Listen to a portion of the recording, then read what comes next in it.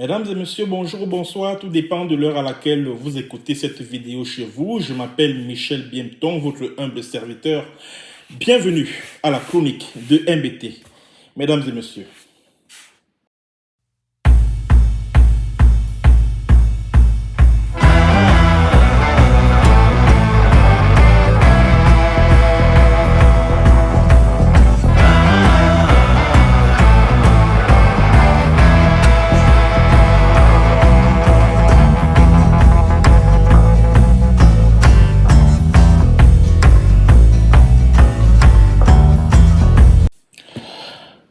Alors, la chronique de MBT s'intéresse ce jour à la médiation suisse. Vous savez que depuis le mois de juin 2019, la Suisse s'est proposée de jouer les médiateurs dans le conflit qui oppose les indépendantistes anglophones au pouvoir de Yaoundé.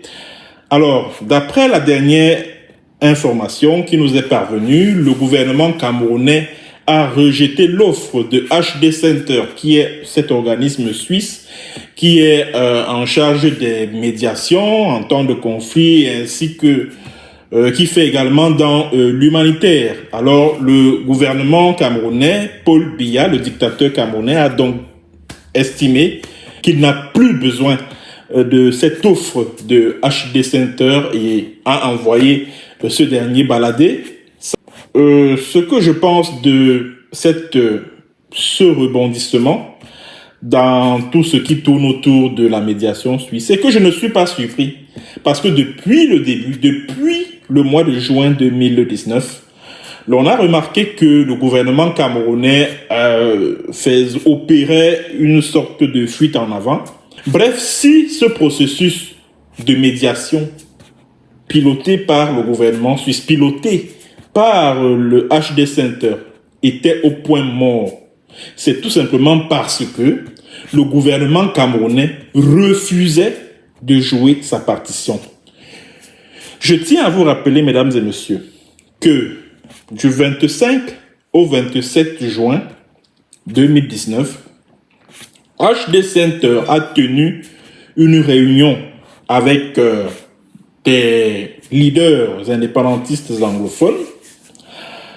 Alors, le seul qui n'a pas participé à cette réunion s'appelle Ayabacho, pour des raisons que vous-même vous savez, parce que j'ai eu à le dire ici maintes fois sur cette chaîne. Ayabacho est sous contrat, sous deal avec le pouvoir de Yaoundé pour semer la confusion au sein du mouvement indépendantiste anglophone, notamment sa branche militaire, sa branche armée. Je vous ai également dit ici, sur cette chaîne, qu'Ayabacho, c'est-à-dire que les Ambazolan Defense Force, qui sont dirigés par Ayabacho, constituent une milice de l'armée camerounaise. On comprend donc pourquoi Ayabacho ne s'est pas senti obligé de participer à cette réunion préparatoire aux négociations qui devaient être ouvertes entre le gouvernement camerounais et les indépendantistes anglophones.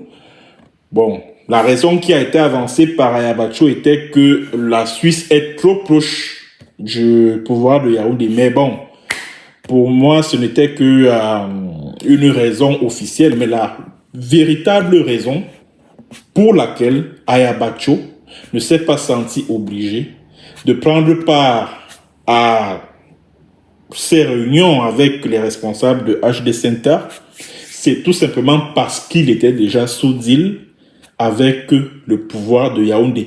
Et l'année dernière, en 2021, Ayabacho a fait des mains et des pieds pour saboter ce processus, le Swiss Talk. Il a tout fait pour foutre tout en l'air. Et on peut remarquer que la plupart de ses partisans, c'est-à-dire que ceux qui au sein de ce mouvement indépendantiste anglophone-là se réjouissent, c'est-à-dire ceux qui se réjouissent de ce retrait du gouvernement camerounais de la médiation suisse, ce sont les partisans d'Ayabacho. Ce sont eux qui sont contents que voilà la médiation suisse, parce qu'ils avaient déjà engagé une guerre contre l'initiative suisse. Les Tapan Aivo, bref, tous ces gars d'Ayabacho là, ils étaient contre l'initiative suisse parce que le gouvernement camerounais ne voulait pas en entendre parler. Et lorsque dans son message à la nation du 10 septembre 2019, Paul Biya programme la tenue du grand dialogue national qui a eu lieu du 30 septembre au 4 octobre 2019, il fait allusion à cette proposition du gouvernement suisse, cette proposition de médiation.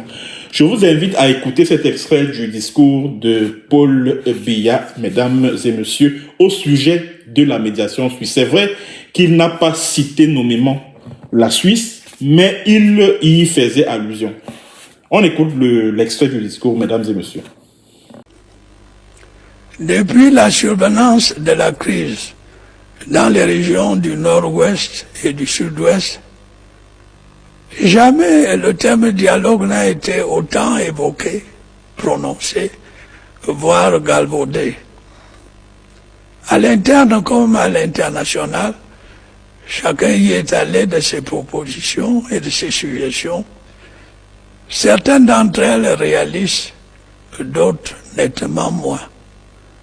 Les conseils ont afflué, certains avisés, d'autres intéressés. D'aucuns se sont même risqués à des injonctions.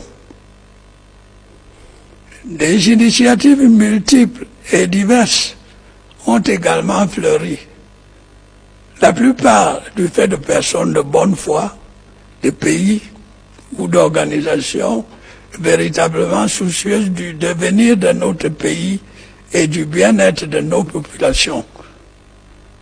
Qu'il me soit permis de les remercier pour leurs efforts et leurs témoignages d'amitié.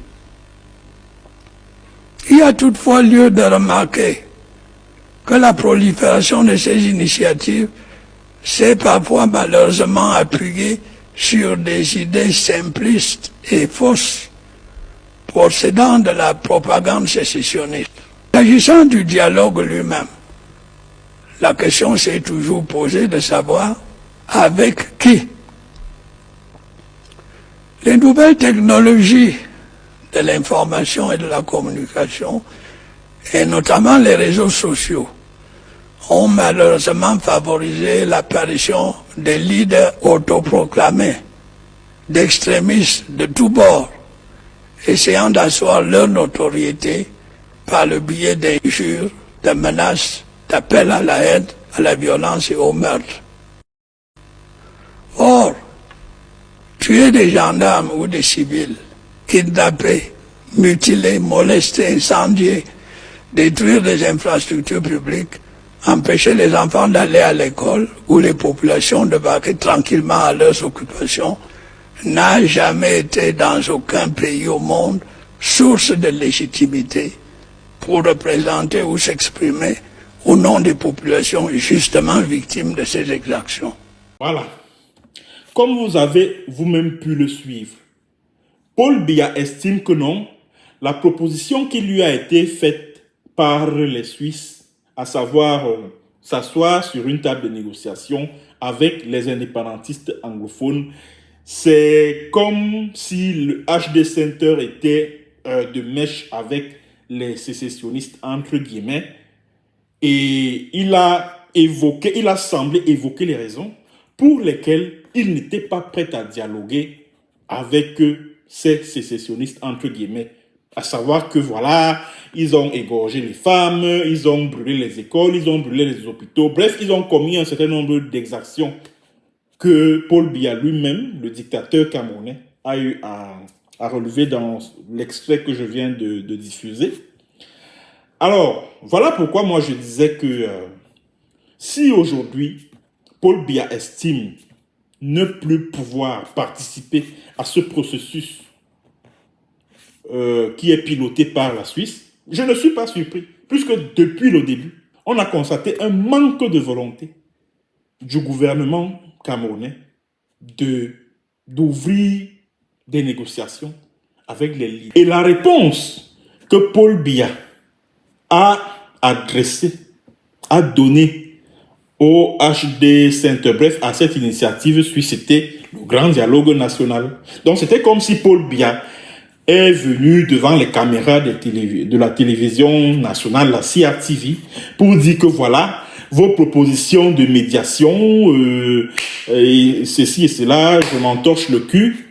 Ce qui m'intéresse, c'est qu'il y ait un grand dialogue national qui rassemble toutes les composantes de la société camerounaise, qui rassemble tous les Camerounais, pas seulement de ce que vous appelez les régions anglophones du nord-ouest et du sud-ouest, de tous les 10 régions. C'est-à-dire que voilà la réponse que Paul Biya a donnée au gouvernement suisse et à cet organisme appelé HD Center. C'est de ça qu'il s'agit. Et pour ceux qui se rappellent, le régime de Yaoundé, à travers une certaine presse à sa solde, avait engagé une campagne de presse nocive contre HD Center. C'était à quelques semaines de l'ouverture du grand dialogue national. Au cours de cette campagne de presse, vous connaissez tous ces journaux poubelles là, qui paraissent à Yaoundé, La République, les machins, les ceci, cela. C'est-à-dire que ces espèces de journaux qui ont toujours des unes identiques, des illustrations de unes identiques, à chaque pas, lorsqu'il s'agit de défendre le gouvernement de Yaoundé à corps et à cri, lorsque ce dernier est acculé, ils ont commencé à décocher des flèches empoisonnées en direction de HD Center, en l'accusant d'être de mèche avec les sécessionnistes, en l'accusant de militer pour la partition entre guillemets du Cameroun, etc., etc. Et HD Center a été obligé de réagir. HD Center a été obligé de réagir pour dire que non, nous sommes un organisme neutre, impartial, nous n'avons jamais pris parti pour une partie, permettez-moi la répétition, en conflit. Et ça veut dire que HD Center a été obligé de réagir pour dire que non, nous ne sommes pas là pour favoriser une partie à un conflit au détriment d'une autre. Non. Non. Voici les raisons pour lesquelles Paul Biya fuit la médiation suisse. Voici les raisons pour lesquelles Paul Biya fuit la médiation suisse. Paul Biya fuit la médiation suisse. Le gouvernement camerounais fuit la médiation suisse parce qu'il n'a pas d'argument juridique du point de vue du droit international à opposer aux leaders ambazoniens. Il n'a pas d'argument. Comment vont-ils expliquer? Où vont-ils trouver les arguments juridiques justifiant le passage de la République du Cameroun indépendante le 1er janvier 1960 sans le Southern Cameroun à la République du Cameroun actuelle, c'est-à-dire que Cameroun, État unitaire décentralisé, en passant par l'État fédéral puis République unie du Cameroun. Où est-ce qu'ils vont trouver des arguments valables qui tiennent debout et qui relèvent du droit international? Où est-ce qu'ils vont trouver ces arguments-là? Nulle part, parce qu'ils n'en ont pas. Ils ne vont trouver ces arguments nulle part. Voilà pourquoi ils ont peur de la médiation suisse, parce que c'est de cela qu'il sera question. Si ces négociations avaient eu lieu. La deuxième raison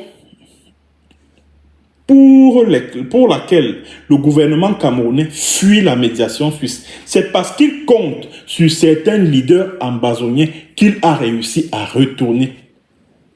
Souvenez-vous que Sékou Ayoub Tabé avait été instrumentalisé par le régime des Biya pour déstabiliser le cabinet de Dr Samuel Sarko Ikome. Et c'est la raison pour laquelle, en juillet 2020, le gouvernement camerounais a envoyé des responsables des services de renseignement pour aller rencontrer Ayoub Tabé afin que des négociations puissent être engagées avec le gouvernement camerounais. Cette initiative a fait long feu. Elle n'a pas pu prospérer. Bon, aujourd'hui, on n'en parle plus. On ne sait pas où est-ce qu'on en est avec cette procédure qui avait démarré alors. Bon, ils ont donc voulu utiliser la carte Ayoub Tabé pour semer la confusion au sein du gouvernement ambazonien dirigé par Dr Samuel Sarko. Ils n'ont pas pu. Ils ont échoué. Et aujourd'hui, s'ils en arrivent à rejeter de façon officielle l'offre l'offre de médiation faite par la Suisse, c'est parce qu'ils comptent sur qui? Ils comptent sur Chris Anou. Ils comptent sur Chris Anou. Ils se disent que non, comme Chris Anou a été élu président et tout des ambazoniens, non, vraiment, c'est avec lui, il va faire l'affaire vraiment à notre avantage, etc., etc. Ce qu'ils oublient, ce que ce gouvernement camerounais oublie, ce que ce régime des Biya oublie, c'est que qu'il pleuve ou qu'il neige, ils iront sur une table de négociation. Ils iront sur une table de négociation. Parce que comme Paul Biya a décidé de rejeter la médiation suisse, de dire non à la médiation suisse, qu'ils s'attendent à ce que les sanctions pleuvent.